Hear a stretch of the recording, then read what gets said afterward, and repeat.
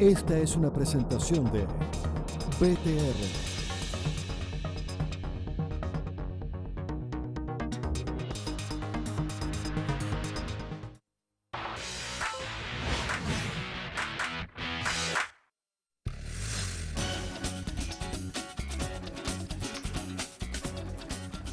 Hola, ¿qué tal? Bienvenidos a Panorama 15. Estamos otra vez en una conversación. Esta vez vamos a hacer una forma distinta. Queremos conversar sobre un tema que está presente en la discusión pública mundial, pero también en la chilena, y que queremos desglosar para poder entender mejor su complejidad y mejor los desafíos de esa complejidad. Para hablar hoy día sobre género, el acceso que tenemos las mujeres a cargos de alta dirección, y en general cargos, en el fondo, a dirigir hacia dónde va a ir el país desde el mundo privado, desde el mundo público. Sabemos las mujeres, porque lo padecemos cotidianamente, que no es igual al de los hombres, es mucho menor. Pero más allá de hacer una lucha en torno a la igualdad, que es algo que nos parece interesante pero no suficiente, hoy día queremos también tener una conversación en torno al desarrollo, a las posibilidades que ofrece también este derecho a la igualdad que tenemos, pero también qué beneficios podría tener para aquellos que encuentran que esto a veces puede ser una maña de nuestro género, ¿verdad? Bueno, para hablar de eso hoy día estamos con Soledad Teixido. Ella es presidenta ejecutiva de la Fundación Prohumana, una fundación que se dedica, entre otras cosas, a velar por el mejor acceso a las oportunidades y a ciertos cargos de las mujeres en el mundo empresarial, ¿verdad? Entre otras cosas. Por otro lado, estamos con Natalia Pergentili. Ella es subsecretaria de Economía y de Empresas de Menor Tamaño. Ella también tiene estas conversaciones permanentemente con argumentos económicos que defienden nuestras ideas. Así que muchas gracias a ambas por estar en Panorama 15. Gracias a ti. Gracias por la invitación. Siempre partimos nosotros de aquellos que no quieran mirar el tema, y partimos con los argumentos más objetivos y con todos esos que les gusta mucho a la gente entender, como para compartir en los asados sobre que estos temas son muy importantes. ¿Cuál sería para ustedes la primera razón por la que hablar de género es un tema relevante para el país y para el mundo? Partamos contigo, Sora. Yo creo que la primera razón, o tal vez la más fundamental para Prohumana y para mí, es porque es un derecho humano. O sea, yo creo que todas las personas tenemos el derecho a tener una vida digna.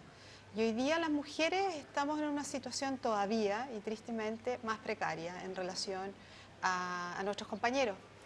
Y eso se expresa, seguramente la gente ha visto en este último tiempo todo el tema previsional, por ejemplo, donde aparece, ¿no es cierto?, las condiciones y empieza a aparecer las diferencias, que lo vamos a hablar con la Natalia, respecto al salario, porque las mujeres tienen una pensión más baja al final de sus vidas, y esto tiene una relación muy estrecha con la diferencia salarial que tenemos con los hombres. No solamente tiene que ver con el ahorro, sino con esa brecha salarial que a veces en los sectores, no de la alta gerencia, sino en los sectores, ¿no es cierto?, más de medio, o a veces de trabajos más bajos, la diferencia entre hombres y mujeres llega a ser de un 60%. Entonces, cuando uno tiene ese tipo de diferencia, uno tiene que hablar de derechos humanos, porque creo que cualquier persona que nace en un país X tiene derecho a tener las mínimas condiciones de vida, y entre esas es un salario justo. Un salario igual a alguien que tiene la misma profesión. Las mujeres somos además muy estudiosas, somos muy responsables, y estoy segura que esas mujeres están haciendo esfuerzos muy grandes y generalmente se hacen responsables de los hijos muchas veces.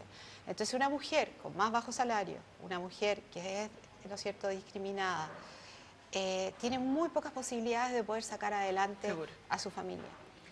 Natalia. A ver, en términos éticos comparto la apreciación de Sole, y además, por cierto, porque somos la mitad del mundo, la mitad de la sociedad, y además tengo la convicción de que los talentos están democráticamente repartidos, de tal manera que si te das cuenta que somos la mitad de la fuerza laboral posible, la mitad de la inteligencia, la mitad de todos los talentos, la idea es que podamos emparejar un poco la cancha para que esos talentos y esas oportunidades se aprovechen. Y por otro lado también, en términos económicos, Chile está perdiendo de aumentar en su crecimiento por no incorporación de mujeres al mercado laboral, que son muy productivas y que además en los equipos de alta gerencia y en todos finalmente, integran una mirada multidimensional de las problemáticas que son muy interesantes, y que está comprobado además que las empresas con más mujeres, sus crisis son sorteadas de mejor manera, su productividad es mayor, y finalmente por eso también creemos que Chile y las empresas no pueden seguir perdiendo plata. Ahora, estos argumentos en torno a la igualdad, voy a hablar muy crudamente, ¿verdad? Las mujeres estamos acostumbradas a ponernos ciertos parches. Yo me voy a poner algunos. Estamos acostumbradas que cada vez que las mujeres instalamos la conversación de la igualdad, por ejemplo, como un derecho humano, es como ya. Pero ustedes son muy complicadas porque se embarazan, entonces uno tiene que reemplazarlas y además son caras porque hay que pagarles a la cuna.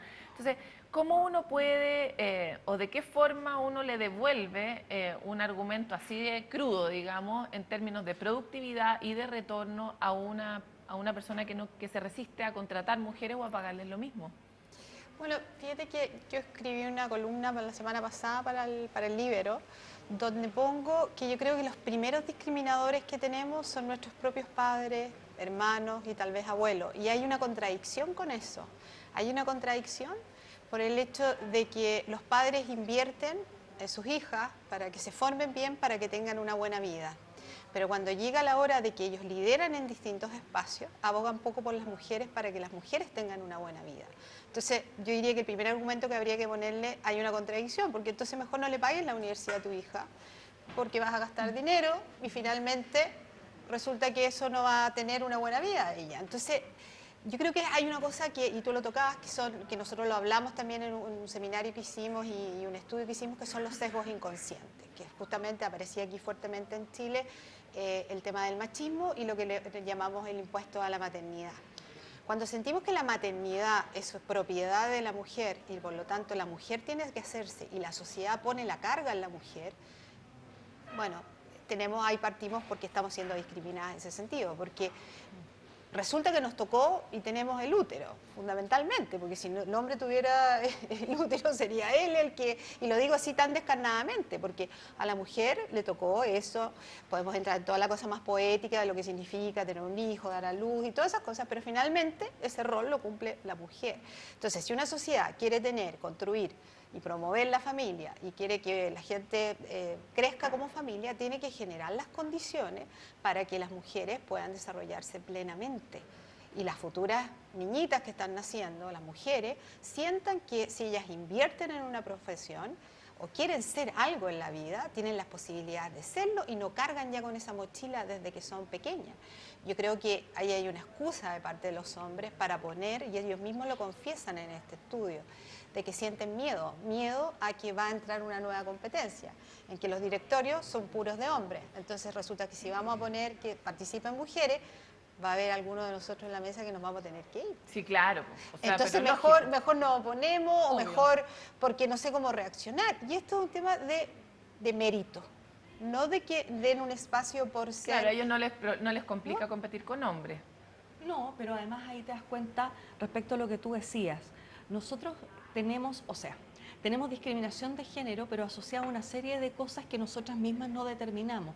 En otro tipo de países, por ejemplo, no existe el impuesto propiamente tal a la maternidad, que se traduce en el beneficio a las cunas solo para la madre trabajadora o los pagos en los planes de salud. Si además para una parte de la discusión social, las mujeres tenemos toda la carga de la maternidad, hay en otras discusiones donde toda la sociedad opina sobre nuestra maternidad. Por ejemplo, la discusión sobre la despenalización del aborto. Entonces, como sociedad, nos tenemos que poner de acuerdo respecto de que ese derecho de sala cuna, de estimulación, etcétera, debería ser para cualquier niño o niña, y no asumir esa carga al padre o madre trabajadora. Deberíamos poder visualizar una mirada un poco más global donde ese beneficio sea para todo niño o niña nacido en Chile y además, por cierto, eso permitiría que no fuéramos tan caras, porque además somos más caras en esa mirada, en ese impuesto que se nos ha puesto. Pero cuando visualizamos nuestros réditos en materia de productividad nos damos cuenta que o neteamos o superamos. Hablemos de eso un poco porque... Se presume que como las mujeres además tenemos el cerebro bastante dividido generalmente en varias tareas, entre ellas, por ejemplo, estar atentas de la casa, preocuparse de que los niños estén bien, de que en muchos casos en Chile tenemos hogares que están principalmente liderados por una mujer, 29%. además. Entonces, ¿cuál es el argumento para esas personas en relación a nuestra incapacidad de ser igualmente productivas porque tenemos demasiadas tareas, por ejemplo? Y eso también es un imaginario cultural. Estoy entrando en todos los fantasmas porque necesitamos, eso ¿verdad? es un imaginario cultural que tiene que ver con que por qué solo la mamá puede llevar a los niños al médico o por qué solo la mamá puede monitorear desde la casa una tarea. Cuando el 39% de los hogares es monoparental femenino. Bueno, pero ahí tienes solo un la mamá. 39, pero tienes un universo de 60 y tanto donde efectivamente uno podría decir por qué no hay corresponsabilidad. Entonces aquí hay un tema relevante como sociedad. Una cosa es que discutamos cómo hacemos política pública afirmativa para nivelar la cancha respecto de la cantidad de mujeres en el mercado laboral, en los cargos de alta gerencia, etcétera, pero lo otro también es cómo hacemos una discusión hacia adentro respecto de la necesidad de mirar las tareas del hogar en una perspectiva de corresponsabilidad. Le hace bien al niño, nos hace bien a nosotras y además nos despeja de una serie de prejuicios, porque yo trabajo sin ninguna culpa. Y eso también a veces es objeto de miradas... La mala madre. Exactamente, entonces... Si no nos desprejuiciamos, si no generamos acciones respecto de cómo nos miramos hacia dentro de nuestra familia, vamos a seguir perpetuando identidad y mirada machista que la política pública y las leyes no van a poder permear. Sole, en los directorios, ya que han hecho un doble clic ahí adentro, las mujeres que son directoras, ¿sí promueven este nivelado de cancha o se comportan como un hombre más? Lo digo porque las mujeres que logran llegar a situaciones de poder, en muchos casos, han tenido que actuar como un hombre y pagar ese costo muchas veces, ¿verdad? Y a veces se masculinizan mucho y pierden parte de sus activos como mujeres dentro de esos entornos. Yo creo que a nivel internacional eso pasa mucho menos. O sea, las mujeres son respetadas, voy a hacer las dos distinciones, son respetadas por su calidad profesional y por el rol que cumplen dentro del directorio y no un tema de mujer o de hombre que lo pone, porque hay algunos hombres que ponen ellos esos temas. Pero a nivel nacional yo creo que una de las cosas que puede influir a las directoras es que al poner ellas estos temas existen prejuicios como que está poniendo temas, y esta mal usada palabra, temas feministas. Porque el feminismo no tiene nada malo. Además, tenemos que recordar que si no hubiera sido por el feminismo en los años 60, seguramente no estaríamos sentados hoy día acá, a lo mejor, por las luchas que hicieron esas mujeres en ese minuto. Otra cosa que después las corrientes, algunas más se radicalizan y otras menos, pero gracias a esas mujeres que empezaron en los años 40, 50 a empujar por tener, acuérdense que nosotros no votábamos, nosotros en Chile en el año 50 no teníamos el derecho pleno de voto, entonces no es tan lejos la falta de condiciones para participar. Entonces, yo creo que los directorios, es verdad, les cuesta mucho entran absolutamente por el mérito. Las mujeres que tenemos son mujeres de primera línea, las que están ahí adentro, no por cuota. Pero sí existe eso desde los hombres, yo diría el prejuicio surge más desde la masculinidad. Por eso es interesante ver casos de empresas globales, no nacionales, donde se han generado programas definitivamente de equidad de género al interior de las empresas, donde se trabaja tanto para romper los sesgos de los hombres, en términos en relación a la mujer, como también se trabaja los sesgos que pueden tener las mujeres. Hablemos de, por un lado, los ejemplos y hablemos también de cómo este escenario se pone medio de terror cuando nos metemos a las regiones, a la vuelta de una pausa que tenemos que hacer, ¿les parece? Perfecto. Nosotros vamos a una pausa y volvemos con este tema.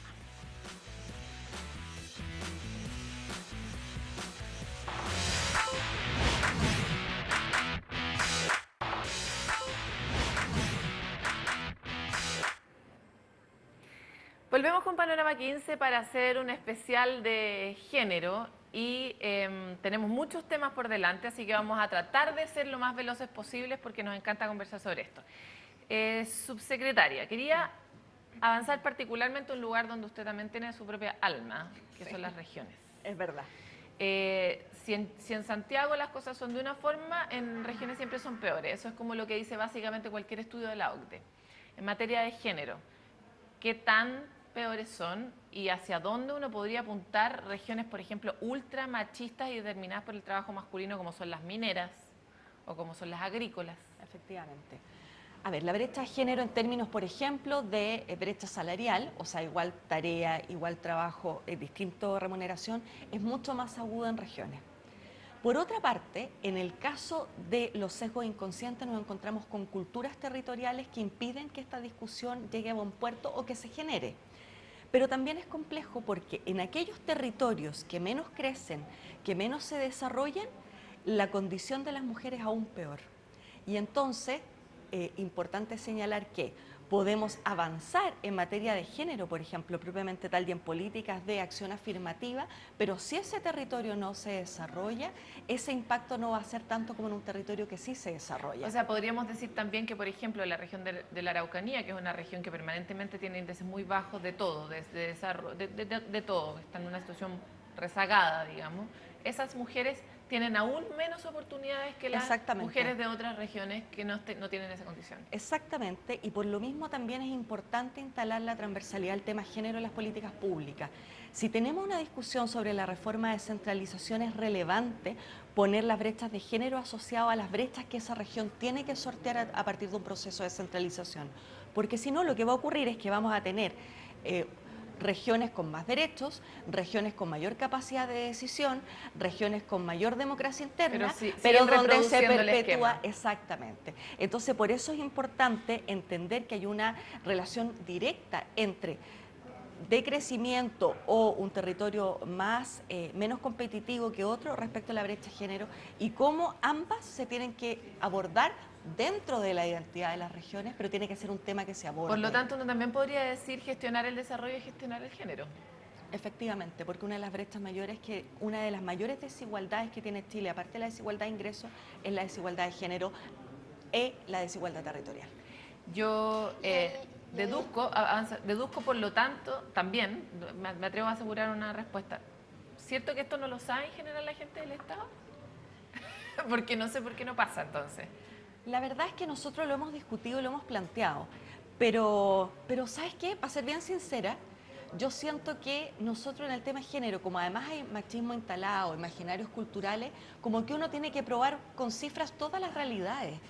Y llega un minuto en que uno dice, oye, si esto ya está archiestudiado, hay que internalizarlo. Cifras para esto existen en la OCDE hace mucho rato. En la OCDE, en Chile, en los territorios, y el punto es que pareciera que fuera una discusión de segundo orden. Y a mi juicio, quien quiera mitigar desigualdades, ya sea territoriales, de derecho, etcétera, si no incorpora la variable género, no las va a sortear nunca.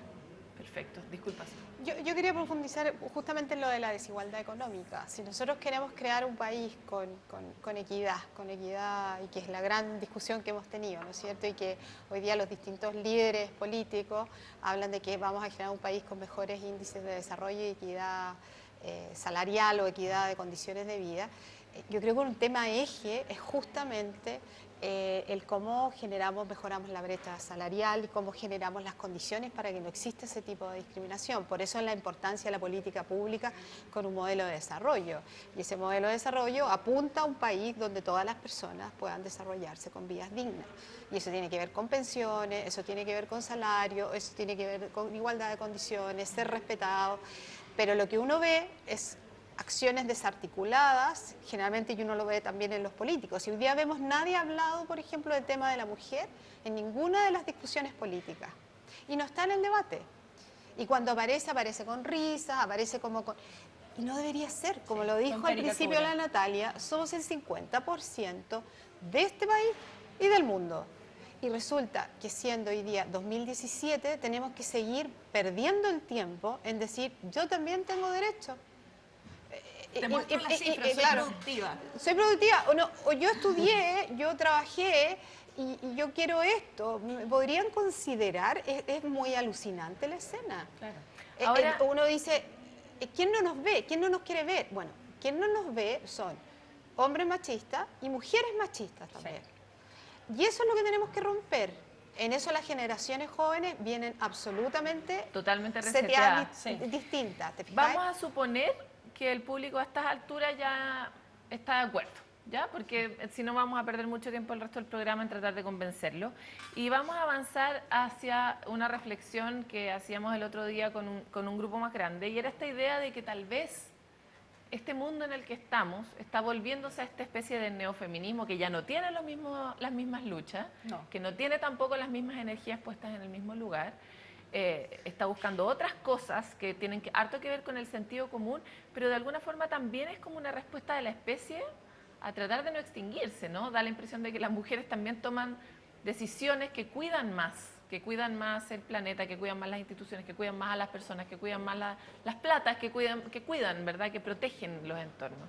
Entonces, ¿por qué las mujeres pueden ser, además de por las razones productivas que ya dijimos, además de porque es bueno querer ser iguales y sería bueno que el mundo también lo creyera, pero ¿por qué razones las mujeres pueden ser una muy buena noticia para la sociedad que nos está desafiando hoy día y que está cambiando? A ver, Difícil. es difícil, pero ahí yo quiero como detenerme en algo que nosotros lanzamos la semana pasada en este seminario que hicimos junto a Natalia y la Subsecretaría y el Ministerio de la Mujer en colaboración, que pusimos el tema de la alianza de género o alianza por el género, ¿ya? ¿Y qué es lo que estamos buscando ahí? De repente nosotros, por lo menos la discusión que hemos tenido es que queremos avanzar y queremos que los que no están convencidos o no están tan convencidos, o sea, que si queréis, quédate ahí no tan convencido. Vamos a trabajar con los que están convencidos y esos son mujeres y hombres. Entonces yo a lo mejor mi propuesta va más a que avancemos hacia adelante, avancemos con las generaciones jóvenes, avancemos con las generaciones medias y con las generaciones más viejas, que sí sienten que el mundo está Necesita construido, otra cosa. y sí, y está construido para que todos podamos vivir en diversidad, y ahí nos podemos ampliar a la diversidad y la multiplicidad de expresiones que somos como ser humano. Y que eso es lo que tenemos que trabajar. Y desde ahí la política pública se tiene que cruzar, y desde ahí generar mejores condiciones. Es como que va en el cambio de paradigma. Pero es que hay una urgencia también, porque en esa necesidad de trabajar con los que no, con los que sí están convencidos, tiene harto que ver con que el planeta completo está tratando de hacer eso con todos los que están convencidos en relación a otros temas. O sea, en el fondo, nuestra sociedad está teniendo unas necesidades muy claras. Sí, pero mira, yo creo que tenemos necesidad medioambiental, de reciclaje, una serie de cosas que van por el ámbito de la sustentabilidad. Yo sé que la sustentabilidad también es social, pero yo separaría un poco la discusión de género y la pondría en el ámbito de derechos. ¿Por qué? Porque desde esta tribuna, por ejemplo, como subsecretaria, es un deber ético y político para mí hacer esta defensa. Pero a quien, por ejemplo, está en su casa hoy día y nosotros le estamos hablando de una entelequia, también tiene un cariz humano. Porque, por ejemplo, yo te he comentado, yo tengo una hija que tiene 2 años y medio. Y yo creo que a las personas que nos están viendo hoy día no quieren que les pase esta escena. Que yo le tenga que explicar a mi hija que por el solo hecho de ser mujer, aunque sea talentosa, aunque sea creativa, aunque haya ido a la universidad, va a ganar menos que un hombre porque es mujer. Segundo, va a recaer sobre ella el peso y el impuesto a la maternidad, quiera ser madre o no, y además va a tener todo un prejuicio social asociado a que está establecido cuál es su rol dentro de la sociedad, dentro de la pareja y dentro de la construcción de familia. Entonces, eso sí que hace sentido y eso es lo que tenemos que apelar. Eso es un imperativo ético, un imperativo de derecho, porque además lo que muchas veces nos pasa es que muchas empresas ponen el tema de las fundaciones, la sustentabilidad, el acceso a discapacitados y el género como parte de su estrategia de responsabilidad social empresarial. Claro. Y no tiene No que ser corresponde. así. Oye, nos queda muy poco tiempo, pero yo quisiera volver un poco sobre mi pregunta rebuscada, porque resulta que el mundo está teniendo unas necesidades súper concretas. Por ejemplo, esta cuestión de manejar entornos que están cambiando. Entonces, ¿qué habilidades femeninas están más preparadas para el nuevo mundo? Insisto, perdón que lo plantee así, no quiero para nada excluir a los hombres ya están incluidos. En el fondo, hay una hay una urgencia de convertir la sociedad en algo rápido para poder llegar a otro lugar. Y ahí parecieran haber ciertas cosas que nosotros tenemos que son urgentes, ¿verdad? O sea, yo creo que nosotros tenemos esas habilidades, pero no por eso los hombres no las tienen también algunos. Porque yo creo que tal vez una de las cosas que hay que cambiar en esto de la aproximación al género tiene que ver que no es una lucha entre un lado y el otro. Sé que... Entonces, claro, nosotros traemos la habilidad de la multifuncionalidad y al parecer es una habilidad que para los tiempos de hoy funciona mejor. Yo creo que la multifuncionalidad ha funcionado siempre y a mí me ha ido muy bien con esa habilidad, no sé si femenina, si me dicen que es femenina, bien, pero la tenemos, ¿te fijas? Pero yo creo que hay muchos hombres que también están cansados de ese rol que la sociedad culturalmente les ha impuesto. El rol del proveedor, el rol del hombre que tiene que estar siempre frío, el rol del hombre si quiere estar con sus hijos no puede estar con su hijo, o si lo va a buscar al colegio le dicen que está haciendo la cimarra. Entonces, es un cambio cultural que tenemos que hacer todos para avanzar a una sociedad donde todos seamos iguales y donde podamos ser lo que queremos ser.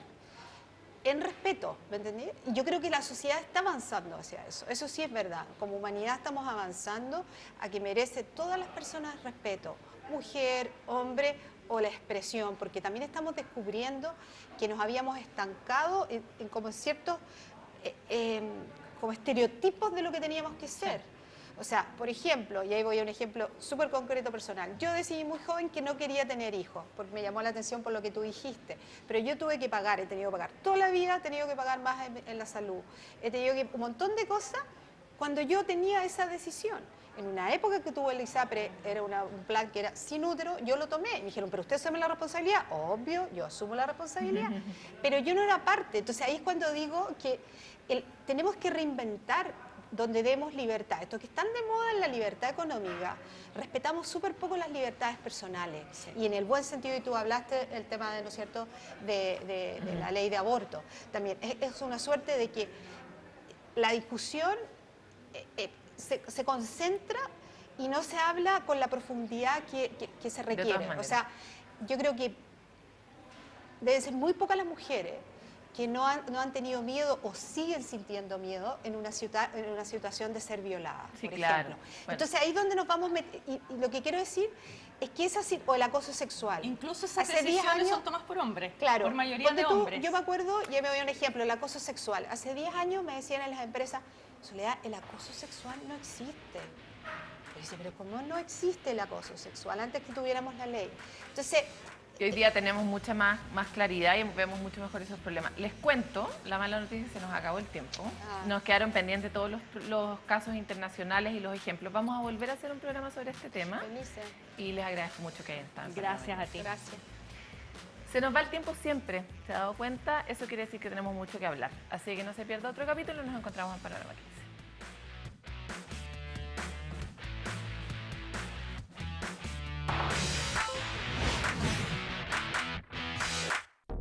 Esta es una presentación de BTR.